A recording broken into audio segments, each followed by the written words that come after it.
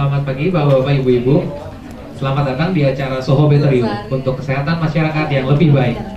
Perkenalkan, nama saya Michael. Saya dari Departemen Public Relations Soho Global Health yang akan memandu acara ini sampai 2 jam ke depan. Soho Better You adalah program serial edukasi Soho Global Health untuk menciptakan masyarakat yang lebih baik melalui edukasi kesehatan. Serial edukasi Soho Better You kali ini, Soho Global Health bekerja sama dengan anak perusahaannya yaitu Etika Industri Farmasi. Etika Industri Farmasi adalah perusahaan pertama kami yang telah berdiri sejak 1946 dan telah menjadi perusahaan patungan dengan perusahaan farmasi asal Jerman, Fresenius Kabi sejak bulan Agustus 2013 lalu. Dalam rangka Hari Lanjut Usia Nasional yang diperingati setiap tanggal 29 Mei, kali ini Soho Global Health akan mengusung tema Kenali dan Atasi Stroke. Telah hadir pagi hari ini di antara kita yang terhormat Pelaksana Tugas Direktur Jenderal Pengendalian Penyakit dan Penyihatan Lingkungan Kementerian Kesehatan RI, Profesor Agus Purwanto. Selamat pagi, Pak.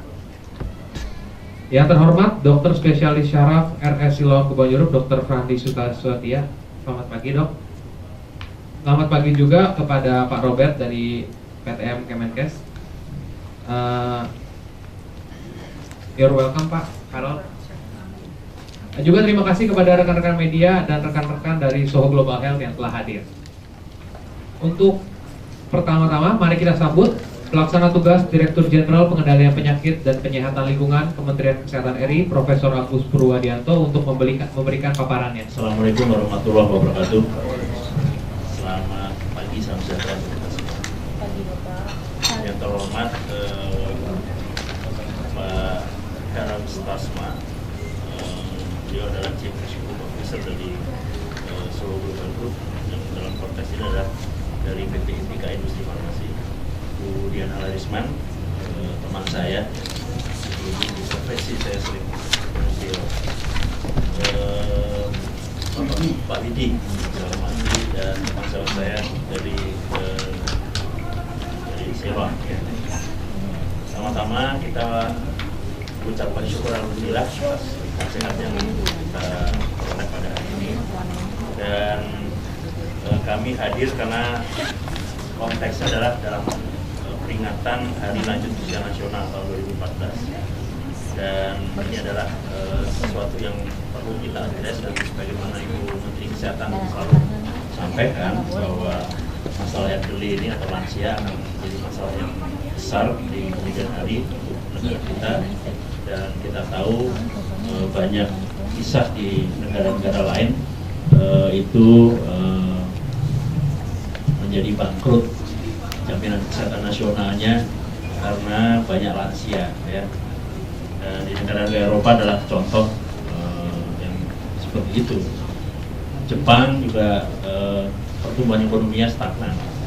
Nah, kita menghadapi satu bonus demografi, tetapi pada konteks sekarang ini kita sama-sama tahu bahwa bonus demografi itu harus kita selamatkan.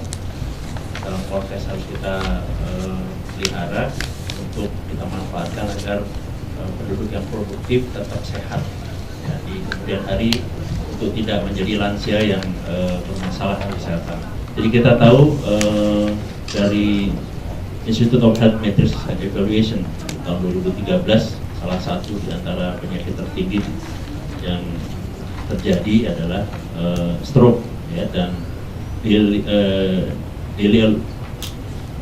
itu singkatan dari daily adjusted life years, ya, lost, yang meningkat dari tahun 90 itu 4,3% sampai tahun 2000 6,3%, dan 2010 menjadi 8%.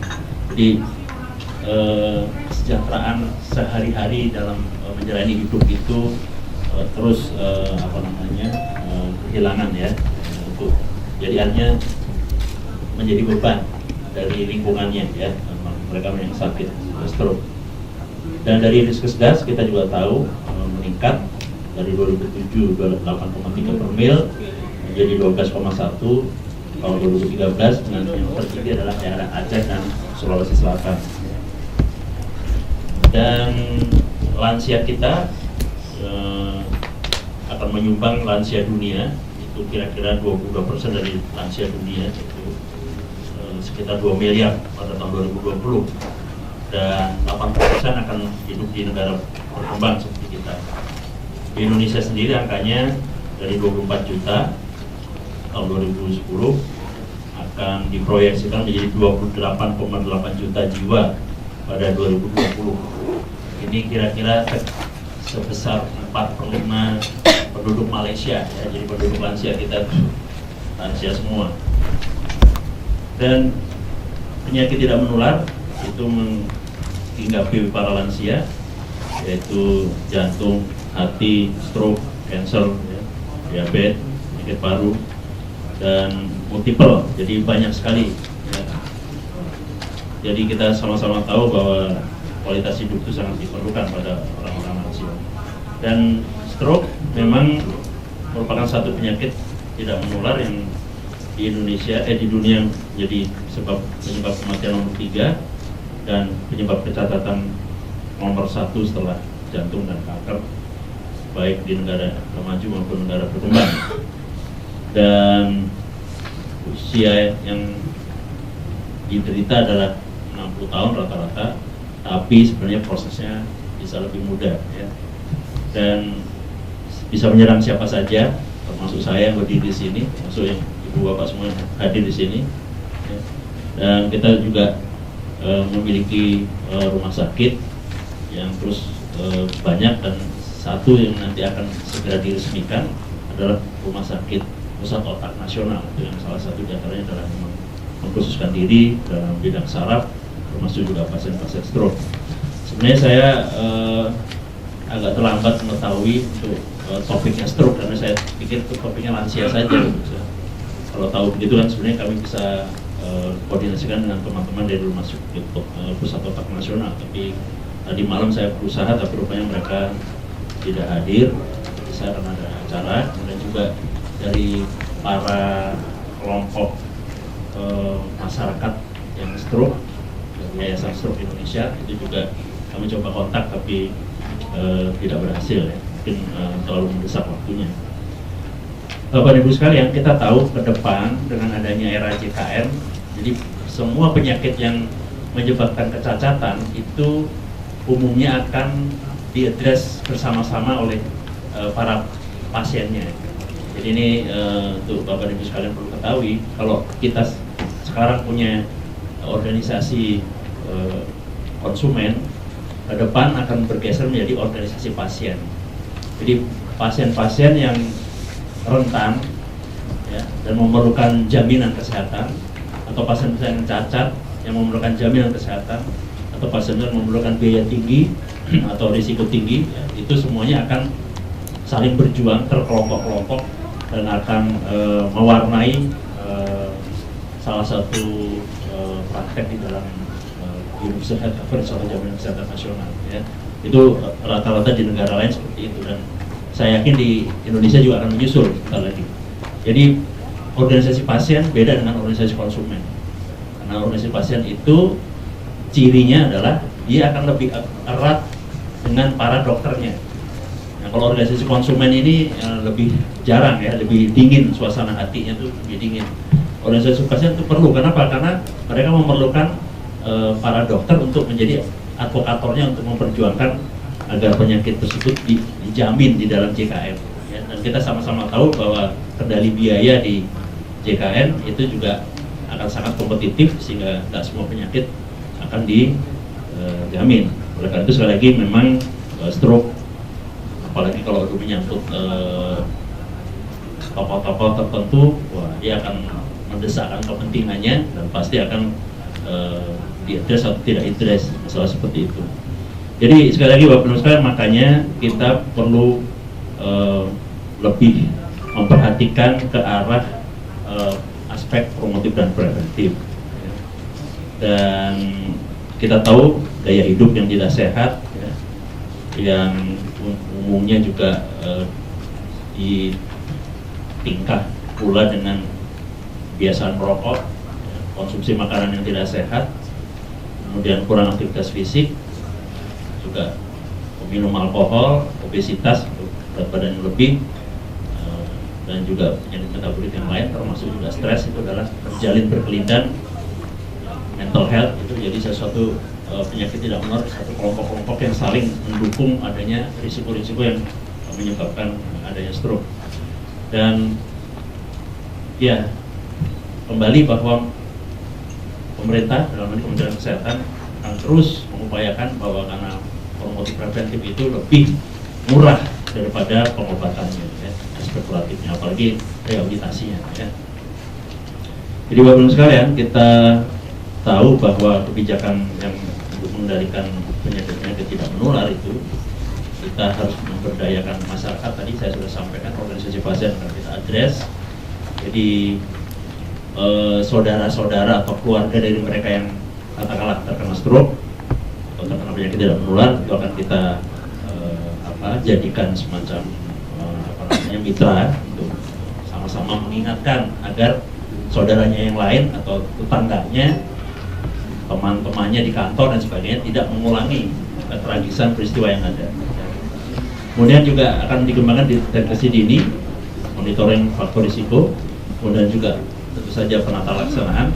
Mungkin hari ini akan disampaikan oleh teman sejawat saya, surveillance epidemiologi. Jadi kita akan ada disease registry, jadi semua akan secara akurat, mudah-mudahan akan terpantau penyakit tersebut apapun, dan juga jejaring kerja pengendalian tadi, kemitraan antara pemerintah, masyarakat, termasuk juga industri. Nah, dalam rangka kebijakan tersebut sekali lagi diharapkan memang berjalin berkelindan, saling bahu-membahu. Kami juga mengetahui bahwa unsur teman-teman wartawan atau pers itu juga sangat penting. Dan Kemkes juga mengembangkan continuum of care, ya. Jadi dalam konteks di sini kita untuk upaya promotif preventif yang komprehensif itu ada namanya perilaku cerdik. Cerdik itu singkatan dari C. C-nya itu cek kesehatan secara berkala. E itu enyahkan asap rokok. R rajin aktivitas fisik.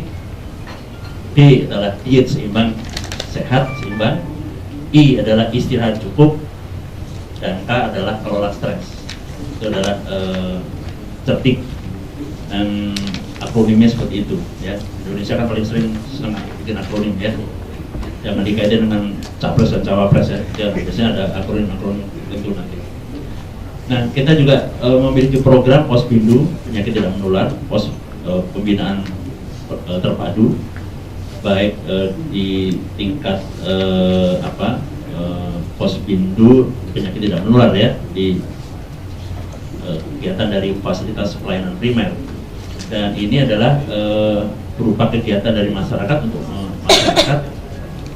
masyarakat ya, untuk memonitor deteksi dini faktor risiko penyakit tidak menular yang dilaksanakan rutin setiap bulan. Dan Posbindu ini mengusung perilaku cerdik tadi, ya, akronim cerdik. Dan kita juga khusus untuk stroke kita juga punya gerakan yang namanya segera ke rumah sakit. Nah, segera itu singkatan dari deteksi dini, ya.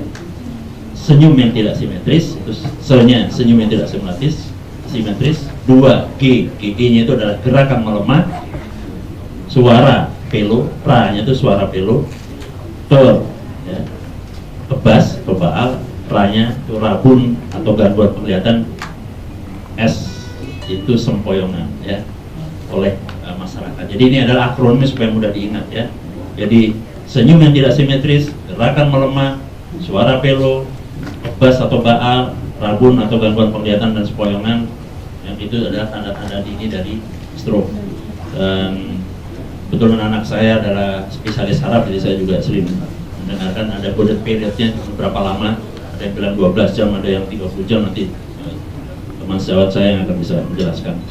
Dan respon kedaruratan tadi dalam sistem penanggulangan gawat darurat terpadu itu dengan sistem rujukan itu harus kita perhatikan masalah waktu emas, ya, untuk menangani tersebut, untuk supaya mencegah angka kecacatan maupun kematian, ya.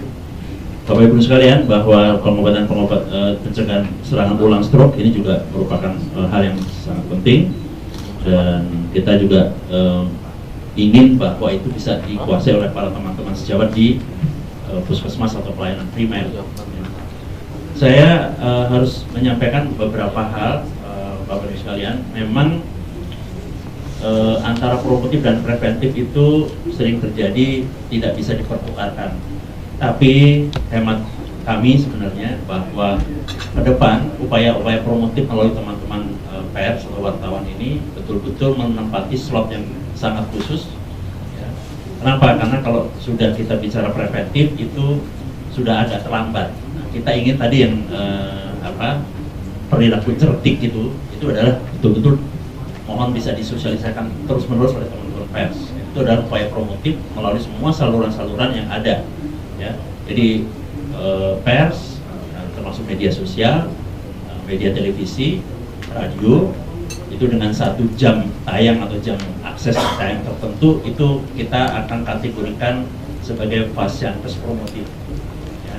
Jadi kita betul-betul akan lebih ke arah terhulu, dan kalangan teman-teman spesialis itu menjulukinya adalah primordial prevention, ya. Jadi bukan primary prevention, ya. Saya kemarin mendengar ada beberapa istilah, kebetulan kami juga membuka acara di Rumah Sakit Harapan kita untuk hipertensi pulmonal, ya. Nah, itu adalah dikenalkan oleh teman sejawat saya, Profesor Bambang Siswanto waktu itu, memperkenalkan istilah yang namanya primordial prevention. Saya juga belajar banyak dari situ, ya. Jadi artinya pencegahan yang terhulu, nah itu adalah promotif. Jadi kita tidak memandang penyakitnya, tidak memandang risikonya, tapi kita tetap berperilaku tetap sehat secara umum, ya. Dan itu generik, artinya ibarat kalau palu godam itu bisa menyeluruh ke semua penyakit-penyakit, apalagi yang penyakit tidak menular. Jadi Bapak Ibu sekalian, kami appreciate pada penyelenggara acara ini.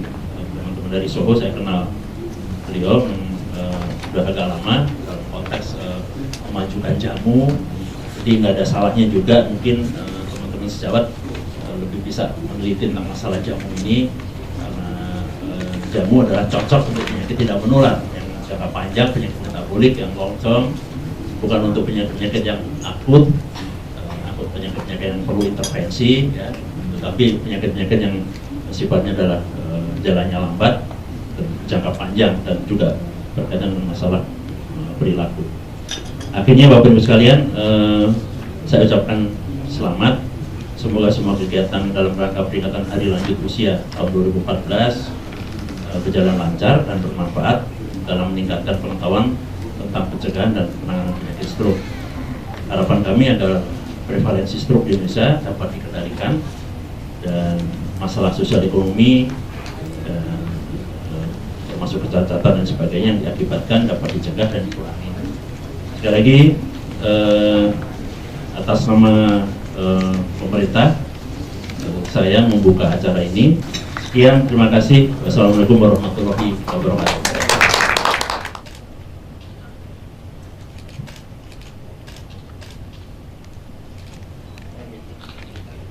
Dan ke acara kedua, penyakit stroke merupakan suatu tingkat kegawat darurat medis sehingga harus ditangani secara sigap dan cepat. Secara sederhana, masyarakat dapat mengenali gejala stroke dengan metode segera seperti senyum, gerak, dan bicara. Apabila tersenyum, senyumnya akan menjadi aneh dan wajahnya sedikit miring. Ketika diminta pengangkatan ke atas, tangan pasien tidak bisa diangkat secara simetris dan bersamaan. Saat berbicara kalimat sederhana, kalimat yang keluar terasa pelok. Ketika muncul gejala tersebut pada diri kita atau orang terdekat sekitar kita, segeralah telepon RS terdekat untuk mendapatkan pertolongan lebih lanjut. Mari kita sambut dokter spesialis saraf RSI Love Kebonjeruk, Dr. Frandi Susatya, untuk memberikan presentasi dengan tema kenali dan atasi stroke. Pagi ini saya akan membahas secara singkat saja bagaimana secara awam kita bisa mengatasi, mengenali, dan mengatasi apa yang Anda bisa lakukan di rumah dan bagaimana cara penanganan stroke, ya. Jadi secara anatomi, ya, stroke itu adalah istilah yang kita khususkan untuk gangguan pembuluh darah di otak, ya. Jadi otak manusia itu membutuhkan pembuluh darah untuk memberikan oksigen, nutrisi, sehingga otak itu mendapatkan makanan yang cukup, ya. Dan kalau terjadi gangguan, maka terjadi gangguan fungsi dari otak itu sendiri, ya.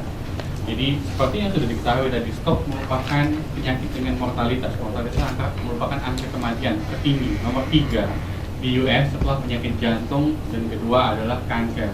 ya mengenai hampir 700.000 pasien per tahun. Ini data statistik 2010. Ini di US. Di Indonesia sendiri bagaimana? Kita tidak mempunyai data yang spesifik di Indonesia, tetapi kita sudah mulai melakukan namanya Indonesian Stroke Registry yang akan kita mulai tahun ini.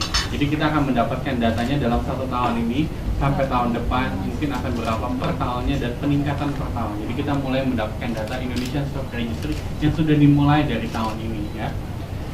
Prevalensinya ya itu akan meningkat dari tahun ke tahun ya, seperti akan meningkat sesuai dengan perubahan gaya hidup yang semakin buruk nantinya. Nanti akan kita lihat satu demi satu hal-hal apa yang bisa menyebabkan dan membuat menjadi makin buruk. Jadi ini merupakan masalah masyarakat global karena angka kematiannya tinggi, mortalitas, dan kemudian setelah itu bisa menimbulkan kecacatan. Jadi pasiennya biasanya dia akan prevalensinya 30% dia akan hidup jika terkena stroke, 30%, jadi 33% yang akan hidup, 33% dia akan sembuh tapi dengan kecacatan, 33% dia akan meninggal setelah Anda kena stroke ya. Mitos kalau orang Indonesia ini kena stroke, apa aja sih yang bisa menyebabkan stroke ya? Kalau udah kena stroke mah gak usah diobatin aja, nanti juga gak sembuh-sembuh. Nah itu biasanya begitu ya. Orang tua yang kena stroke, padahal masyarakat yang usia lebih muda atau bukan anak-anak bisa terkena stroke ya.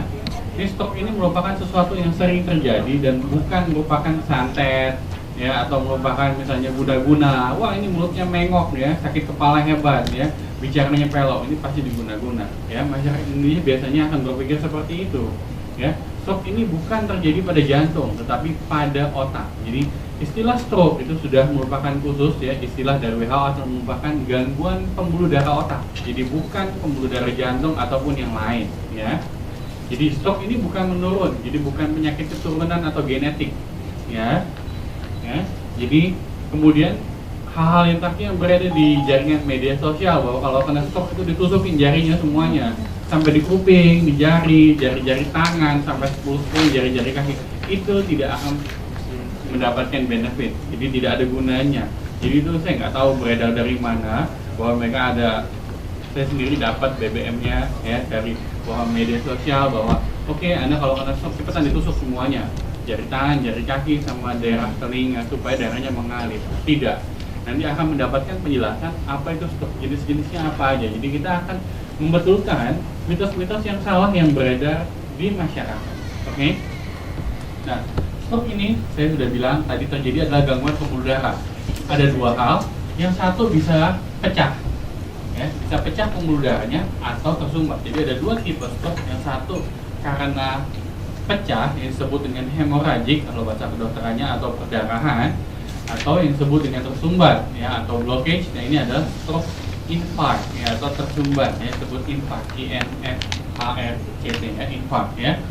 Sehingga kalau terjadi pecah atau sumbatan, daerah yang mestinya dialiri oleh pipa itu dia tidak mendapatkan aliran darah sehingga otaknya mengalami kerusakan lokal. Oke? Nah, saya menganalogikan stroke itu seperti tukang pipa ya. Saya ahli stroke, bahwa ahli stroke saya juga seperti tukang pipa. Saya anggap pompanya itu dari jantung seperti pompa mesin air ya. Pipanya sendiri adalah pembuluh darah ya. Airnya sendiri adalah darahnya sendiri. Nah, kalau terjadi gangguan di otak ya, ini kayak di kerannya sendiri, di mana? Bisa di toilet, di dapur, atau di taman, mampet di situ. Nah, pipa yang mana yang kena? Nah, gangguannya bisa di mana? Kalau pipanya mampet, berarti ada gangguan di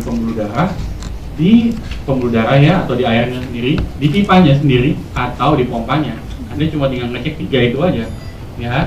Jadi kita akan meneliti di mana, tetapi masalahnya pembuluh darah itu banyak, pipanya banyak, dan Anda harus cek satu demi satu. Itu yang kita akan perbaiki ya. Ini adalah analogi saya, gimana cara kita mengobati pasien-pasien dengan stroke ya.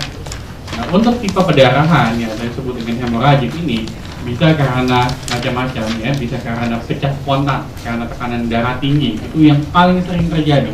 Jadi kalau pecah, 80% adalah karena pecahnya pembuluh darah ya, disebut dengan hipertensi atau darah tinggi. Tetapi ada kelainan lain yang disebut dengan AVM atau arteriovenous malformation atau aneurism atau pembuluh darah yang menggelembung. Jadi Anda pernah lihat pipa paralon kalau udah lama-lama ada gelembung, mungkin ada yang pernah lihat ya, itu bisa terjadi sama seperti pembuluh darah. Jika terjadi penyumbatan atau iskemik, itu bisa terjadi sumbatan lokal dari tempat yang sama. Jadi kayak pipa itu berkarat lama-lama dalamnya di tempat yang sama, atau mungkin dari tempat lain dia maju sehingga menimbulkan sumbatan ya. Jadi merupakan tipe stroke yang ada ya.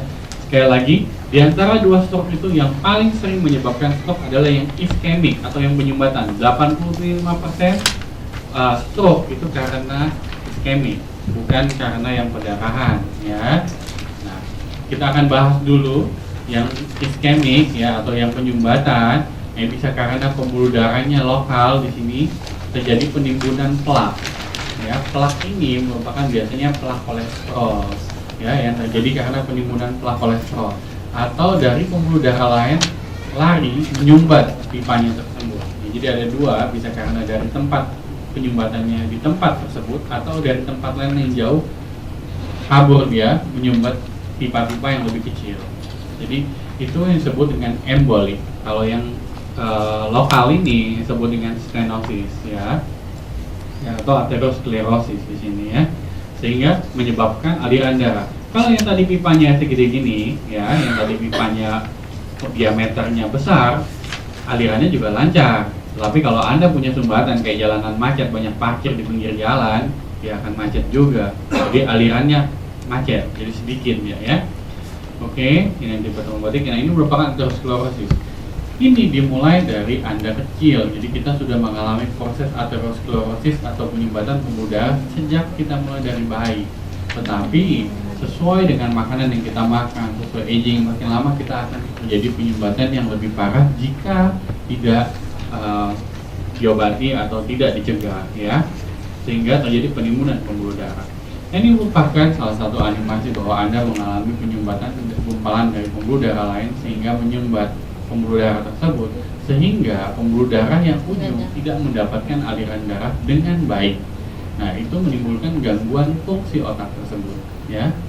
Nah, ini merupakan yang tadi adalah embolik. Nomor satu penyebab yang embolik itu adalah dari jantung. Ini merupakan salah satu contoh pasien saya.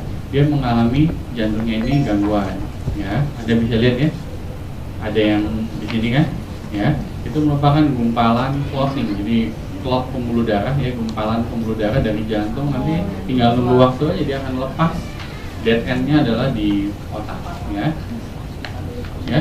Nah, ada juga yang kita kenal ya, tipe sumbatan atau mini stroke ya, disebut dengan transient ischemic attack ya. Jadi stroke-nya ini hanya berlangsung kurang lebih 1 jam, ternyata dia baik lagi. Jadi tiba-tiba tangannya lumpuh atau mulutnya mengok, ternyata sembuh lagi setelah 1 jam. Jadi sebentar ya. Dari 1 jam sampai 24 jam itu adalah disebut dengan TIA atau transient ischemic attack. Nah, kalau udah terjadi penyumbatan ini dia blockage ya, terjadi penyumbatan tapi sumbatannya lepas lagi jadi lebih kecil sehingga kelihatannya seperti normal lagi. Tetapi jika Anda sudah mengalami gejala-gejala yang mini stroke ini, Anda harus dirawat tetap untuk mendapatkan penanganan yang lebih lanjut, karena nanti ya 80-90% setelah terjadi DIA Anda akan terjadi stroke beneran parah gitu istilahnya ya. Oke ya. Yang kedua adalah stroke dengan perdarahan. Kita lihat 80% adalah penyebabnya darah tinggi atau hipertensi ya. Bisa terjadi dari pembuluh darah yang menggembung di sini ya. Pembuluh darahnya normal karena tekanannya terlalu tinggi, dia punya pressure terlalu tinggi, jadi menggembung seperti ini sehingga pecah dia ya, pecah menimbulkan gangguan lokal di otak tersebut ya. Nah, ini merupakan salah satu animasi bahwa dia pecah sendiri ya. Oke. Nah, pembuluh darah yang pecah ini disebut dengan aneurisma atau menggembung ya. Kalau tekanannya tinggi, lama-lama dia akan pecah sendiri ya. Yang kedua, karena pecah ini dia menimbulkan perdarahan di sekeliling otak. Jadi pengobatannya nanti akan menentukan berbeda-beda nanti ya. Untuk terapinya akan sedikit berbeda untuk setiap stroke tersebut ya. Nah, gimana sih secara awam kita bedain kalau misalnya di rumah ini tipe yang mana, yang sumbatan atau yang pecah? Nah, secara awam semua ini namanya stroke adalah gangguan pembuluh darah otak yang mendadak atau akut atau mendadak. Jadi onset ya, atau gejalanya selalu mendadak dua-duanya. Tetapi hal lain yang kita bisa yang bisa lihat di sini adalah tanda-tanda lainnya, ya. Kalau ternyata kira-kira di rumah, wah, ayah ibu saya atau mungkin saudara atau yang lain ini tipenya yang mana ya, stroke sumbatan atau yang pecah. Secara awam kita bisa lihat kalau misalnya pendarahan ini lagi aktif, kita lagi kerja, tensinya tinggi, tiba-tiba langsung drop, pingsan, pusing, langsung tiba-tiba hilang penurunan kesadaran. Ya, ini dari saat kejadian. Kalau misalnya pada sumbatan, biasanya baru bangun tidur tiba-tiba kok bangun bicaranya pelok. Ya, mungkin saat tidur dia mengorok, kurang oksigen, ya, terjadi penumpukan CO2, aliran darahnya juga saat tidur kan menurun ya, kita tidur ya, tensinya turun, jadi biasanya sumbatan ini pada saat istirahat, ya. Dan peringatan shock sumbatan itu biasanya step ladder. Jadi mungkin awalnya cuma lemes doang, sedikit pelot, tapi makin lama makin parah, tiba-tiba drop, tangannya nggak bisa diangkat sama sekali. Ya, itu merupakan yang tipe sumbatan. Tapi kalau yang tipe pendarahan langsung tiba-tiba nggak bisa bergerak aja, gitu, atau tiba-tiba langsung koma, penurunan kesadaran, itu yang terjadi. Hal-hal lain, ya, yang pendarahan biasanya ada sakit kepala, kejang, muntah, penurunan kesadaran yang jauh lebih cepat dibandingkan yang tipe sumbatan. Ini secara general, mungkin yang tipe sumbatan kalau sumbatan gede juga bisa, tetapi tidak selalu. Ini merupakan salah satu gejala klinis awal yang bisa kita lihat untuk membedakan antara keduanya, ya. Tadi kenali gejala stroke, ya. Kalau bahasa Indonesia banyak macam tingkatan yang diciptakan, mulai dari yang segera, ya, sama aja senyum, bicara, dan angkat tangannya. Atau Anda lihat SBT ya, senyum, lihat Anda senyum, suruh senyum seperti ini, lihat giginya. Ini mulutnya mengok nggak? Sudut bibir ya sebelah sini ya, Anda bisa lihat ya, sini dengan sini. Kalau dia mengok turun sebelah, nah itu berarti merupakan Anda mungkin punya gejala stroke. Oke, jadi terus smile seperti ini, lihat giginya, ya, jadi supaya kelihatan giginya, mau diompong enggak, pokoknya kelihatan giginya, smile, ya. Kemudian adalah suruh bicara, suruh ngomong, misalnya hari ini cerah sekali, tapi kalau dia ngomong hari ini cerah sekali, ya gitu, itu merupakan salah satu tanda stroke mungkin, ya. Kedua adalah angkat tangannya, jadi angkat kedua tangannya seperti ini ya. Saya akan contohkan, angkat tangannya bukan seperti ini ya, tetapi dibalik. Ya, dibalik angkat tangannya seperti ini. Kalau dia mengok seperti ini atau mungkin lama-lama turun, ya, itu pasti dia akan mengalami suatu kelemahan, ya. Jadi angkat tangannya bukan yang begini, tetapi begini, suruh dia buka, suruh minta buka, nanti dia akan turun. Itu gejala awal yang mudah sekali. Ya, jadi merupakan gejala awal yang mudah sekali Anda praktekkan. Jadi suruh orangnya tadi senyum, smile, ya, suruh bicara, hari ini cerah sekali, atau mungkin kata-kata yang biasa dia ucapkan, dan kedua tangannya dibuka, lihat apakah ada penurunan, dia akan mutar, lama-lama dia turun, atau mungkin langsung turun, atau mungkin tidak bisa bergerak sama sekali. Jadi itu merupakan tanda awal Anda mengetahui stroke. Tingkatan banyak sekali. Kalau bahasa Inggris kita biasanya fast, ya, segera, itu berarti harus cepat, betul kan bahasa Indonesianya? Nah, kalau bahasa Inggrisnya adalah fast, ya. Face asymmetry, mulutnya mengok, arm, speech. Nah, yang terakhir ini adalah T atau time. Ya, Anda harus, kalau bahasanya tadi yang segera itu, berarti Anda harus segera bawa ke rumah sakit. Jangan lakukan apapun di rumah, jangan tusuk-tusuk. Segera bawa ke rumah sakit, karena pengobatannya hanya bisa dilakukan di rumah sakit dengan fasilitas yang lengkap kita akan lakukan. Atau yang Anda bisa lakukan, telepon 118 atau rumah sakit dengan nomor dial emergency dial tertentu, itu yang Anda harus lakukan supaya bisa ditangani. Ya, ini merupakan salah satu contoh animasi. Kalau misalnya Anda mengalami gejala-gejala yang tadi ya, misalnya ini lagi pulang, tiba-tiba si grandma ini lagi masak, ya, oke, kemudian Anda lihat pusing ya tiba-tiba, oke, pusing, wah, cucunya langsung lihat, ini si grandma ini lagi pusing, ya, oke, kemudian apakah ini suatu stroke? Dia cek langsung, ya. Woi grandma, ya, langsung ya, lihat mulutnya ada mengok nggak, kita lihat, terus smile, lihat senyumnya masih bagus sudut bibirnya ya, tuh angkat tangan, oke, masih bagus, terus ngomong, ya ngomongnya nggak bisa, jadi merupakan tanda dari suatu stroke ya. Langsung telepon, kalau di luar negeri ya 911, kalau di sini ya 118 ambulan. Kalau saya di Silom adalah 500 911, lebih gampang lagi sama 911, cuma tambahin 500. Tiba-tiba dia lagi ngomong, oke, misalnya ini bapak-bapak lagi di restoran, tiba-tiba senyumnya mengok, ya. Jadi Anda harus kenal 3 tanda tadi. Segera cek dan selalu hubungi ke rumah sakit kalau misalnya Anda mengalami gejala seperti ini, gejala-gejala seperti ini. Oke? Ya, face, ya, senyumnya nggak sama, sudut bibirnya yang Anda perhatikan ya. Oke? Ya, bicara masih baik ya, langsung dia telepon. Oke?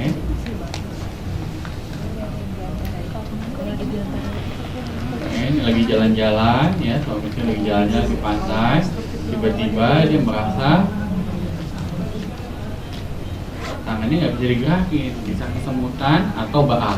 Dan kesemutan baal ini adalah satu sisi, jadi nggak mungkin tangan kanan kaki kiri, itu jarang sekali terjadi dan itu hampir tidak mungkin. Kalau stroke ya biasanya adalah satu sisi, biasanya. Jadi misalnya tangan kanan, kaki kanan yang lemes. Oke? Nah, kalau bukan nanti itu bisa tergantung letak dari otak, tapi kalau ekstremitas atau tangan kaki itu biasanya satu sisi yang kena, ya. Oke, ini animasinya. Jadi kalau curigai Anda ke dokter, Anda segera bawa pasien ke rumah sakit, segera, ya. Ya, tanda-tanda lainnya adalah yang bisa Anda curigai stroke adalah sakit kepala hebat, tiba-tiba penglihatannya berkurang, kemudian pusing, hilang keseimbangan, berbicaranya tidak bisa, ya. Kemudian baal pada satu sisi, ya, tidak dapat angkat tangan, kaki, mulutnya mengok dan pasiennya tidak sadarkan diri. Jadi itu hal-hal yang Anda harus waspadai, ya. Jika ada tanda-tanda face yang tadi segera, ya, senyumnya mengok, bicaranya susah dan tangannya tidak bisa diangkat, serta tanda-tanda ini, tanda-tanda tambahan seperti ini, bawa ke rumah sakit segera, ya. Jadi otak itu akan rusak dalam jangka waktu 5 menit. Di semua penelitian, ya, 5 menit terjadi kerusakan total. Jadi ini adalah yang disebut dengan time is brain, bahwa waktu itu sangat penting dalam penanganan stroke. Jadi tidak bisa kita tunggu, oh ya mungkin ada tadi yang sebelum ini stroke, kita tunggu aja 24 jam atau 48 jam diobati. Semakin lama Anda bawa ke rumah sakit, semakin buruk kondisinya dan akhirnya juga angka kecacatannya akan semakin tinggi, ya, untuk stroke ini, ya. Jadi saat di rumah sakit apa yang dokter nanti Anda lakukan? Jadi Anda akan ditanya, oke, ini kejadiannya kapan, apa yang terjadi, faktor apa yang menunjukkan ada penyakit sebelumnya, nggak, darah tinggi, kencing manis, kolesterol dan lain-lain. Dan Anda akan dimasukkan ke dalam CT scan atau MRI untuk melihat, membedakan bahwa ini stroke-nya yang tipe apa, sumbatan atau tipe perdarahan, ya. Setelah itu, ya, Anda akan diberi obat, ya. Nah, ini yang tadi kita sebut, semakin cepat Anda ke rumah sakit, semakin cepat ditangani. Untuk tipe perdarahan itu tidak punya golden period, tetapi yang tipe sumbatan kita punya disebut dengan golden period adalah masa keemasan, di mana kalau dalam masa itu Anda diobati, Anda akan cepat sembuh. Kita akan memberikan yang namanya RTPA atau recombinant T plasminogen, ya, antigen. RTPA, R kecil, T besar, B besar, A besar, ya. Nah, obat itu kita bisa berikan secara intravena atau melalui pembuluh darah vena dalam jangka waktu 3-4 jam, ya. Jadi kita berikan, biasanya pasiennya setelah kita berikan obat tersebut, ya, itu akan membaik dalam jangka waktu beberapa menit sampai 1 jam. Dia akan, mungkin yang tadinya lumpuh total akan baik lagi kayak normal, seperti tidak terjadi apa-apa, ya. Tetapi resikonya memang perdarahan setelah diberi obat itu. Tapi biasanya akan dimonitori dengan baik, dengan kriteria baik. Itu ada kriteria khusus sebelum diberikan obat itu. Dan kalau ternyata pasien datangnya 6 jam sampai 8 jam, itu mau diapakan? Kita berikannya intraarterial, jadi diberikannya secara arteri. Jadi bukan vena. Vena adalah pembuluh darah yang biru-biru di sini, ya. Jadi kalau arteri, pembuluh darah yang di dalam. Jadi kita berikan secara intraarterial. Jadi golden periodnya cuma bisa maksimum, ya, paling telat 12 jam. Tapi kalau kata-kata kita berikan intravena, hampir semua fasilitas di rumah sakit mempunyai intravena. Ya, harga obatnya memang agak mahal, ya, sekitar mungkin 15-20, tetapi sangat baik. Pasiennya tidak cacat, kembali seperti normal dalam sejam, udah kayak magic. Pasiennya akan balik lagi yang tadinya lumpuh total, bicara seperti normal, semuanya akan baik, ya. Jadi itu yang penting, bahwa segera dibawa ke rumah sakit. Oke? Jadi ini merupakan foto MRI, Anda akan difoto. Nah, ini merupakan contoh-contoh. Ini merupakan gambaran MRI. Anda bisa lihat di sini adalah gambar stroke luas. Ini adalah DWI atau diffuse weighted imaging, di mana Anda akan bisa melihat stroke yang terbaru. CT scan tidak bisa melihat stroke penyumbatan yang baru, Jadi setelah 6 jam mungkin baru kelihatan jelas. Tapi kalau MRI, kalau stroke penyumbatan kurang dari baru kejadian aja itu akan kelihatan. Tapi kalau CT dia ada penyelimitan. Tapi kalau CT scan pendarahan langsung kelihatan. Kalau MRI enggak. Jadi ada positif negatif, makanya itu Anda perlu konsultasi ke dokter untuk dilihat membedakannya secara detail ya. Jadi ini lihat stroke luas di otak sebelah kanan ya. Nah, ini CT scan ya. Anda lihat kalau nggak diobati dalam 12 jam seperti ini kelihatannya masih ya normal-normal aja, tetapi setelah 36 jam lihat akan menjadi sangat luas ya. Ya, ini merupakan tipe yang pendarahan ya. Jadi pendarahan di CT scan warnanya putih ya, ini pendarahan ya. Nah, stroke ini gejalanya kan macam-macam. Tadi kok bisa pelok, kok bisa bisa nggak dengar, bisa nggak bicara. Ini tergantung bagian otak bagian mana, karena otak itu mempunyai fungsinya masing-masing. Kalau otak bagian depan, jadi sisi tubuh yang berlawanan, gangguan penglihatan, gangguan bicara. Jadi misalnya otak kanan bagian depan, jadi yang lumpuh tangan kiri, kaki kiri ya. Jadi seperti yang mengok juga mulut sebelah kiri. Jadi kalau otak bagian depan. Kalau otak bagian belakang itu adalah fungsi penglihatan. Jadi fungsi penglihatannya akan terganggu, dia akan buta. Ya, jadi mungkin kadang dia ke dokter mata dulu atau salah. Nah, itu yang perlu dibedakan, hati-hati ya. Kalau otak bagian atas, ubun-ubun di sini, jadi orang itu nggak bisa gambar, nggak bisa melakukan sesuatu.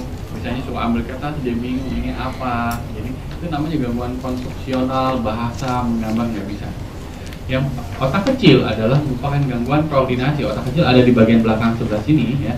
Jadi kalau dia kena itu biasanya jalannya goyang-goyang, imbalan ya, hilang keseimbangan ya, itu yang terjadi. Yang paling bahaya adalah batang otak ya, sebelah sini atau disebut dengan brain stem. Jadi brain stem ini merupakan fungsi nafas, fungsi denyut jantung, semua fungsi adalah di brain stem atau yang disebut dengan batang otak. Jadi kayak pohon ada banyak rantingnya, tapi kalau pohonnya ditebas dari batangnya kan ya bisa meninggal pasien. Jadi yang disebut dengan brain stem stroke yang paling bahaya. Kalau temporal lobe ini, jadi kalau temporal tuh bagian samping sebelah sini. Jadi kalau kena biasanya pasien gangguan perilaku. Jadi istilahnya halusinasi, gangguan bicara, ya kita bilang ada gangguan seperti kejiwaan. Itu harus dibedakan apakah ini benar-benar gangguan stroke atau gangguan kejiwaan. Ya, jadi ada pasien kadang-kadang ngamuk-ngamuk datang emergency room, pukul-pukul dan lain-lain, sampai ya dokter jiwa, padahal dia ada stroke. Habis itu nggak lama di koma. Ya, karena stroke-nya makin gede. Jadi itu yang harus dibedakan, gejalanya bermacam-macam, tetapi Anda harus membedakan. Nah, ini nanti di rumah sakit akan dibedakan secara detail apa yang Anda harus lakukan. Oke? Nah, kemudian setelah Anda tahu apa itu stroke, kita akan beranjak bagaimana cara menangani stroke ini ya. Jadi ada faktor risiko yang bisa diubah sama tidak bisa diubah. Yang tidak bisa diubah ini adalah umur. Semakin tinggi usia Anda, ya, semakin tua, itu semakin tinggi risiko terjadi stroke. Ya, faktor genetik juga ada. Jadi kalau misalnya secara keturunan, ya ini ada faktor genetik, ya, ada faktor ras. Ya, orang yang berkulit hitam, Afro-Amerikan akan mudah terjadi misalnya perdarahan dibandingkan dengan yang sumbatan. Kemudian berat badan lahir rendah. Jadi misalnya bayi-bayi prematur dia punya resiko terjadi stroke, mungkin bleeding atau mungkin penyumbatan, itu bisa. Faktor lain yang bisa dimodifikasi, jadi yang bisa diubah Anda datang ke dokter untuk berobat adalah faktor-faktor yang seperti ini, yang kuning dengan yang hijau. Jadi penyakit kardiovaskular, penyakit jantung, merokok, diabetes, darah tinggi, kegemukan, ya, penyakit-penyakit lain, ya, nggak pernah olahraga, pemakaian penyakit hormon, obat-obatan, ya, terutama narkotika. Kita akan bahas ini satu demi satu, ya. Jadi ini yang tadi yang tidak bisa diubah, ya, seperti kita lihat. Darah tinggi, ya. Darah tinggi yang dianjurkan bahwa tekanan darah Anda tidak boleh melebihi 140. Rata-rata kita kalau udah ada usia tua kita 140-90. Kalau Anda darah tinggi dan tidak diobati, faktor risikonya akan lebih tinggi, ya, sekitar 4-6 kali lebih tinggi dibanding normal. Kemudian juga, ya, ini rekomendasinya kencing manis, ya, kencing manis atau diabetes. Jadi kalau misalnya ini Anda harus berobat teratur dengan pemakaian obat-obatan, olahraga, latihan jasmani, makan obat-obatan, ya, sepanjang bisa hidup supaya bisa dikontrol. Sindrom metabolik ini akan menjadi tren karena hampir semua orang akan mengalami obesitas. Kerja di kantor udah capek, nggak pernah olahraga, makin lama makin gemuk, lingkar pinggangnya makin tinggi, celana makin sempit, ya. Oke. Ini rekomendasi sindroma metabolik ya. Jadi salah satunya ini adalah kriterianya bahwa ini adalah obesitas abdomen. Jadi lingkar perut. Gemuknya adalah di perut, ya. Oke. Perut atas, perut bawah nanti akan diukur, lingkarnya tidak boleh lebih dari 40 inci pada laki-laki, 35 inci pada wanita. Ya, 91. Jadi masih diukur. Kemudian kolesterol ya atau trigliseridnya nggak boleh lebih besar dari 150 dan HDL. HDL itu merupakan kolesterol sehat. Jadi kolesterol itu macam-macam. Yang biasa kalau Anda cek itu ada kolesterol, trigliserid, HDL dan LDL ya. Jadi 4 kolesterol yang Anda lihat. Jadi kolesterol Anda tahu itu nggak bagus ya. Kemudian trigliserid juga tidak bagus. Ada namanya HDL atau high density lipoprotein. Itu merupakan kolesterol sehat. H sehat. Gampang kan ingatnya jadi harus high. Oke. Yang L ada low density lipoprotein. Jadi L jelek harus low. Gampang ingatin yang mana yang jelek, yang mana yang bagus. Jadi nggak terbalik antara yang H dengan yang L ya. Ya, tekanan darahnya nggak harus lebih besar dari 130/85 dan gulanya tinggi. Ya, jadi ini merupakan sindroma metabolik. Ya, kalau Anda mempunyai sindroma seperti ini harus diperbaiki gaya hidup dan diobati. Kemudian penggunaan obat-obatan kontrasetif, terutama hormonal, pil KB. Nah, pemakaian pil KB jangka panjang itu bisa bikin Anda kena stroke. Kenapa? Terjadi penggumpalan darah. Jadi darahnya akan lebih kental, viskositas atau kekentalan darahnya akan lebih kental setelah Anda memakai terapi hormon atau pil-pil KB. Jadi diwaspadai dengan kontrol ke dokter dan apakah Anda perlu apa tidak ya dengan pil-pil KB ya. Kemudian wanita biasanya yang pakai pil KB wanita, jadi bukan pria. Nah, wanita berumur 35 tahun ya, kemudian merokok plus darah tinggi, adanya migrain itu bisa langsung terjadi stroke ya. Resikonya tinggi terjadi stroke ya. Alkohol. Nah, ini alkohol tadi pada wanita, sekarang pada pria. Jadi kalau yang tidak suka minum jangan minum.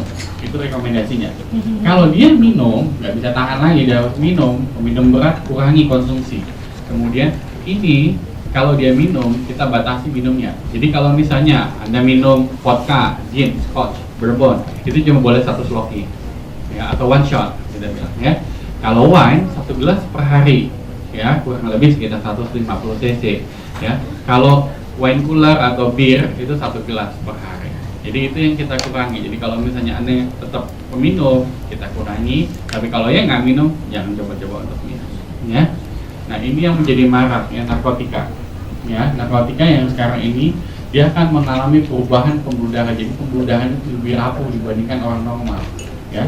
Misalnya pemakaian kokain ya. Kokain itu sekarang juga mulai beredar banyak. Jadi selain syabu itu kokain yang mereka coke itu akan menimbulkan pembuluh darahnya gampang pecah ya. Tapi kalau misalnya Inex ya atau syabu yang lain-lain itu menyebabkan infeksi otak ya, kemudian stroke-nya karena penyumbatan. Jadi darahnya akan jauh lebih kental juga setelah pemakaian obat-obatan tersebut. Oke. Kemudian nah ini ngorok ya. Jadi pada misalnya bapak-bapak, ibu-ibu yang lehernya rendah biasanya ya, kita bilang nggak punya leher kan, lehernya nempel gitu. Nah, itu mempunyai resiko lebih tinggi dia mengorok. Atau yang gemuk biasanya. Nah, itu jadi akan gampang mengorok ini. Anda akan mengalami namanya sleep apnea atau berhenti nafas. Ya. Jadi kalau misalnya tidur, Anda berhenti nafas beberapa detik. Caranya gampang. Oke, saya ambilkan 1 tisu. Gimana cara Anda mengecek misalnya suami Anda atau istri Anda dia berhenti nafas kalau tidur, kalau dia ngomong bunyi ya, kohok gitu kan bunyi. Gampang, kalau kita nafas nih, kita kan bernafas, kita mengembuskan udara. Jadi taruh aja tisu di sini. Nah, kalau dia masih mengembuskan, berarti dia masih nafas. Nah, kalau dia berhenti, tunggu aja beberapa detik, berarti dia mengalami sleep apnea. Ya, orang yang nggak nafas nggak akan mengembuskan udara melalui hidung, sehingga Anda tes simple untuk mengetahui apakah Anda mengalami henti nafas. Taruh aja, jangan dikilik-kilik ya, tapi ditaruh ya, oke? Jadi ditaruh aja, lihat dia berhembus enggak, oke? Nah, ini penanganannya dengan pakai alat yang disebut dengan CPAP ya, Continuous Positive Airway Pressure ya. Kemudian merokok juga akan meningkatkan risiko stroke 2 kali lebih lipat dibandingkan dengan yang normal ya. Ya. Jika berhenti merokok sekarang nih ya, kalau bapak-bapak, ibu-ibu yang merokok misalnya, resikonya stroke akan turun ya. Jika berhenti 5 tahun maka resikonya sama seperti yang belum pernah merokok ya. Tetapi kalau Anda perokok pasif, resikonya sama seperti Anda merokok. Oke, jadi jauh-jauh dari yang merokok. Oke. Ini adalah penyakit jantung disebut dengan atrial fibrilasi, di mana denyut jantungnya kalau kita pompa biasa kita squeeze sampai habis, kita pompa. Tapi ini cuma dindingnya aja bergetar, jadi tidak bisa memompa dengan baik. Nah ini juga resiko yang tadi penyumbatan dari jauh, yang tadi ultrasoundnya Anda lihat itu merupakan resiko yang dapat diubah ya. Diet dan nutrisi, jadi banyakin makan buah-buahan, ya itu jauh lebih baik. Hindari MSG. Makanan kalau dari saya gampang, ingetin aja 3G ya. Kurangi 3G. Apa itu 3G? Gula, garam dan MSG sama gorengan. Ya, kalau kita di kantor capek gorengan terus ya. Oke. Jadi gula berarti kurangi yang manis-manis ya, garam yang asin-asin, french fries dan sama goreng-gorengan ya. Gorengan minyak-minyak, soto semua itu termasuk gorengan, minyak ya dalam hal. Jadi 3G.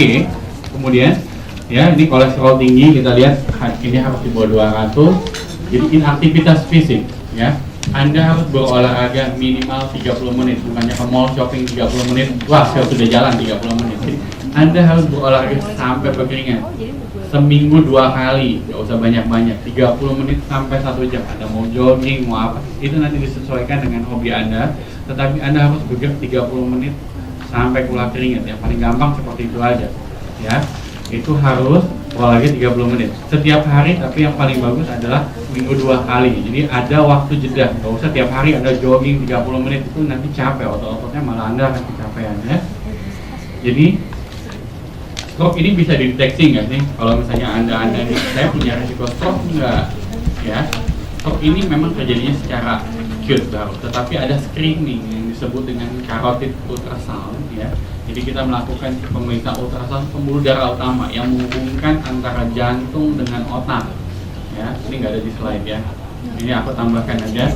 Jadi kita melakukan carotid ultrasound. Jadi ini non invasif seperti USG orang hamil aja, cuma ditaruh gel ultrasound ditempel. Ini ada penimbunan plak enggak? Kita akan mengukur penimbunan plak di sini. Kalau Anda banyak plak, berarti resiko Anda jauh lebih tinggi dibandingkan orang normal. Jadi kita hanya mengukur faktor resiko. Ya, bukan untuk mengetahui oh Anda pasti terjadi stroke, enggak. Anda tidak akan pernah tahu kapan Anda kena stroke kecuali Anda cuma bisa mencegah, hanya mencegah ya. Diobati juga kita bisa ya, mencegah dan diobati ya. Ini merupakan normal, pembuluhnya nggak menebal, tapi kalau misalnya ini menebal ya. Anda bisa lihat di sini ya, kalau digelap Anda akan bisa lihat ya. Ini lebih jelas ya. Anda bisa lihat ini ada plak ya.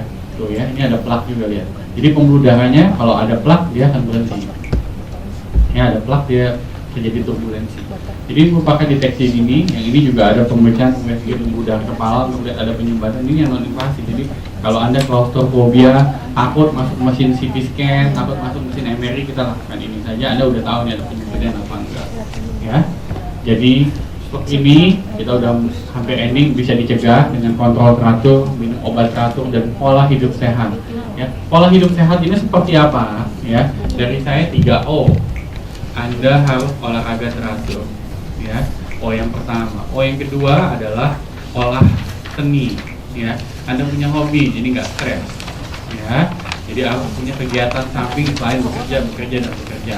Yang ketiga adalah olah batin, harus berdoa, punya ketenangan batin. Jadi semuanya berjalan lancar.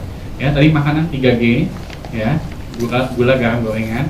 Ya, kalau hidup sehat bagi saya adalah 3O, olahraga teratur, ya, olah seni, ya, Anda punya hobi supaya nggak stres, ya, olah batin, Anda punya keyakinan, ya, itu yang penting dalam hidup. Prinsip saya cuma itu, ya. Jadi stroke, ya, merupakan serangan otak. Gawat, berbahaya, jadi harus segera dibawa ke rumah sakit, dapat diobati dan dapat dicegah.